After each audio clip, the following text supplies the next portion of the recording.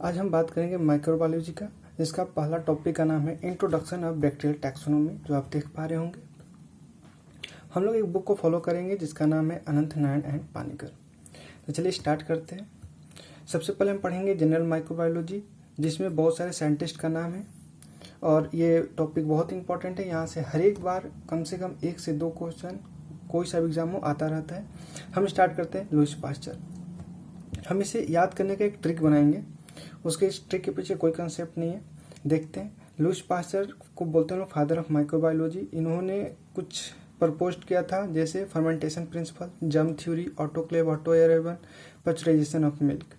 इसे हम कैसे याद करें, ऐसे तो हम भूल जाएंगे। तो हमने एक ट्रिक बना रखा है। लुईस पास्चर जो अंकल थे वो पोछा लगाते थे। पास्चर मतलब पोछा लगाना, ऐसे समझ सकते हैं। तो पोछा लगाते थे, तो पोछा लगाते समय वो क्या करते थे, जर्म को साफ करते थे। जो सामान रखा हुआ रहता तो सामान को साफ करते थे। जैसे वो पोछा लगा के जाते थे, अगले बार आते थे तो फिर देखते थे फिर से गंदगी हो गया, तो उसको बोलते थे तो फिर से फर्मेंटेशन हो गया। तो फर्मेंटेशन, और वो कभी कभी मिल्क भी गर्म कर दिया करते थे, मिल्क पॉस्चराइजेशन। तो लुईस पास्चर को बोलते थे फादर ऑफ माइक्रोबायोलॉजी। इन्होंने प्रपोज किया था फर्मेंटेशन, प्रपोज किया था जर्म थ्योरी, प्रपोज किया था autoclave and hot air oven, pasteurisation of milk. ये पोछा लगाते थे, ये तो बात है, लेकिन इनके पास था कार। यहाँ से क्वेश्चन आ रखा है। तो इनके पास कार था, तो कौन कौन सी वैक्सीन दिए थे? ये दिए थे cholera vaccine, anthrax vaccine, rabies vaccine. एक दिन ऐसे एग्जाम में क्वेश्चन आ गया कि first rabies vaccine given by, option में लुईस पास्चर भी था, जोसेफ मिस्टर भी था, जोसेफ लिस्टर भी था। तो अब हम देखते हैं उसका आंसर क्या था, जोसेफ मिस्टर। तो इसके पीछे हम इसे कैसे याद करें? जोसेफ मिस्टर, तो क्या था कि रेबीज किसको होता है, जब कुत्ता काटता है तब रेबीज होता है। तो एक मिस्टर नाम का आदमी था, वो रास्ते में जा रहा था तो किसको परेशान कर दिया, कुत्ते को। तो वो कुत्ते को आ गया जोश, तो जोश से उसने मिस्टर को काट दिया, तो मिस्टर को क्या हो गया, रेबीज।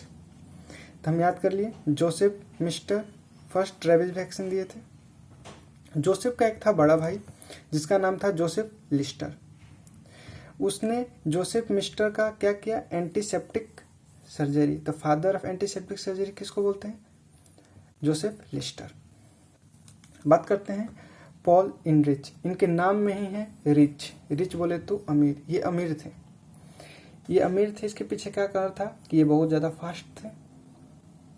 इनको पता था कि क्या हानिकारक है, क्या टॉक्सिन है, क्या इसका एंटी टॉक्सिन है। तो इन्होंने दिया था प्रपोज एसिड फास्ट स्टेनिंग और स्ट्रेंजेशन of toxin and antitoxin. बात करते हैं एंटोनी ऑन लीवेनहुक। एक आंटी थी जिन्होंने, ये ठीक है, सिर्फ एक आंटी थी जो शीशे में चीज़ों को देखा करती थी। जैसे आंटियाँ घर के सामने बैठ के लोगों को देखा करती है ना, तो ऐसे एक आंटी थी जो शीशे में चीज़ों को देखा करती थी। उनको एक चीज़ दिख गया जिसको हम बोलते हैं लिटिल एनिमल कुलस। तो ये क्वेश्चन आ रखा है एग्जाम में कि लिटिल एनिमल कुलस जो टर्म है किसने कॉइंट किया था, तो आप याद रखिएगा आंटी की थी, आंटी ऑन लीवेनहुक। ठीक है। फादर ऑफ वैक्सीनेशन बोलते हैं एडवर्ड जेनर अंकल को। एडवर्ड जेनर अंकल क्या थे, ये बहुत अच्छे थे। ये गांव में रहते थे। गांव में इन्होंने देखा कि जिस गाय को काउ पॉक्स हुआ है उसका दूध जो पी रहा है, माने एक गाय है, उसका दूध जो पी रहा है, किसी को भी स्मॉल पॉक्स नहीं हो रहा है। लेकिन जो इसका दूध नहीं पी रहा उसको क्या हो गया, स्मॉल पॉक्स। तो उन्होंने देखा कि क्यों इसको स्मॉल पॉक्स हो रहा हो, किसी को क्यों नहीं हो रहा है। तो उन्होंने गाय से कुछ निकाला और ले जाके इस पर्सन को दे दिया, इस पर्सन में इनोकुलेट कर दिया। तो देखा इस पर्सन को भी स्मॉल पॉक्स नहीं हुआ। तो इन्होंने देखा कि गाय के जो मिल्क है उस मिल्क में एंटीबॉडी रहता है किसके प्रति, स्मॉल पॉक्स के प्रति। इसलिए जो इस गाय का दूध पीता है उसको स्मॉल पॉक्स नहीं होता है। तो वहाँ से उन्होंने वैक्सीन बनाया था और इसीलिए इनको हम बोलते हैं father of vaccination. Father of PSR, PCR मतलब कोई याद रखेंगे लोग, पॉकेट में क्या आता है, करली आता है और मूल्य आता है। बात करते हैं रॉबर्ट कॉच, बहुत इंपॉर्टेंट है। इनको बोलते हैं फादर ऑफ मॉडर्न माइक्रोबायोलॉजी। देखिए अभी आपको कंफ्यूजन क्रिएट करता हूँ।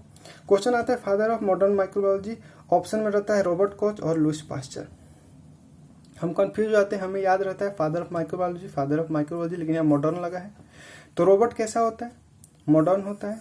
मॉडर्न के ज़माने में रोबोट आता है, पहले रोबोट नहीं आता था, नहीं था, ठीक है। तो मॉडर्न क्या है? रोबोट। तो रॉबर्ट कॉच, इन्होंने एक पोस्टुलेट दिया था जो हम लोग यहाँ पे डिस्कशन करेंगे। इन्होंने डिस्कवर किया था टीवी। रोबोट टीवी से चलता है, रिमोट से चलता है, ठीक है। कॉलेरा बेसिली आप याद कर लेंगे। रोबोट कैसा होता है?